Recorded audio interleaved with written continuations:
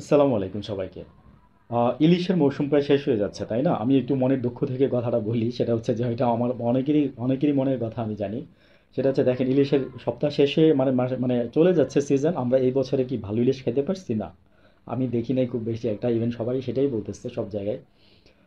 কেন বলতেছি যে আমার বলার পিছনে প্রত্যেকটা বলার পিছনে একটা কারণ থাকে। সেটা হচ্ছে যে আপনার ভারতে এবারও ইলিশ পাঠাইতে হয়েছে, তাও আবার কত জানেন? 1200 মেট্রিক টন। এবং আমাদের যে মৎস্য উপদেষ্টা আছে বা মৎস্য অধিদপ্তরের যিনি আছে প্রধান, উনি বলতেছে যে বাধ্য হয়েছি পাঠাইতে, বাধ্য হয়ে পাঠাচ্ছি। কেন পাঠাচ্ছেন? ওরা বারবার রিকোয়েস্ট করতেছে, এটা ওনার কাছে বাধ্য মনে হয়েছে। একজন আপা মহিলা, হ্যাঁ। তো যাই হোক, তো আমি আপনাকে সম্মান করে দুইটা কথা বলি। সেটা হচ্ছে কি জানেন আপা, আমরা নিজেরাই কিন্তু এখন পর্যন্ত ভালো করে ইলিশ খাইতে পারি না এই বছর। ভারত গত বছরে রিকোয়েস্ট করছে, আপনারা ইলিশ পাঠাইছেন, তালবাহানা করছেন, বহুত নাটক দেখায় করছেন। আর এবার মনে করছে সরাসরি আপনি বলেই ফেলছেন যে বাধ্য হয়ে পাঠাইতে হয়েছে। বাধ্যটা কি? ওরা বা পূজাই চাইছে।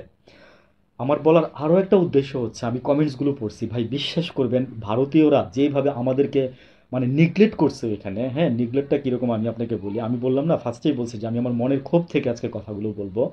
ওরা আমাদেরকে বলতেছে আমরা রেমিটেন্স পাই না, তাই আমরা ওদেরকে ইলিশ পাঠাই, আমরা রেমিটেন্স আহরণ করতেছি। হ্যাঁ, আর দ্বিতীয় নম্বর কথা হচ্ছে ওরা ইচ্ছা মতো আরও বলতেছে আমরা ফকির, আমরা তাই রপ্তানি করতেছি। ছি, ধিক্কার জানায় আমাদের যে সরকারকে, ওদেরকে না, ওদেরকে সালাম জানাই। ওরা ওরা ঠিকই বলছে, আমাদের লজ্জা নাই তো। হ্যাঁ, আপনারা যারা শুনতেছেন ভাই, আপনারা আবারও কমেন্টস করে যায়েন ওই যেখানে কমেন্টস করছেন বা আমার ভিডিওর নিচে, যে আসলে আমাদের লজ্জা নাই, বুঝছেন? আমরা বারবার আপনাদের কাছে আতিথেয়তা দেখাইতে চাই, আমাদের লজ্জা নাই, আমাদের সরকারের লজ্জা নাই। হ্যাঁ, আমি দেখি না ইউনূস সাহেব ছাড়া কেন পাঠাইতে হবে? জাতিসংঘ বলছে আপনার ইলিশ পাঠাইতে, আমেরিকা বলছে আপনার ইলিশ পাঠাইতে, হ্যাঁ। নাকি ইয়া পাঠাইছিল? তাহলে হাসিনাই ভালো ছিল। হাসিনাই ভালো ছিল, হ্যাঁ। তাহলে বলতে হয় কথায় পিঠে কথা। ঠিক আছে, ধিক্কার জানাই, বললাম না যে আমাদের এই মন্ত্রিসভাকে।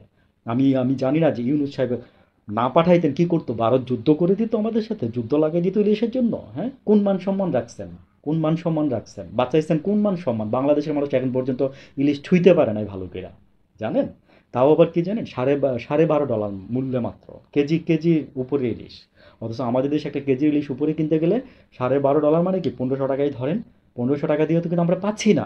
এটাই ইন্ডিয়া কলকাতার মিডিয়াগুলো বলতেছে, এবং ওদের নিচের কমেন্টসগুলো পড়ে আমি এখানে কথা বলতে আসছি। যার জন্য করি চুরি সেই বলে চোর, বুঝছেন?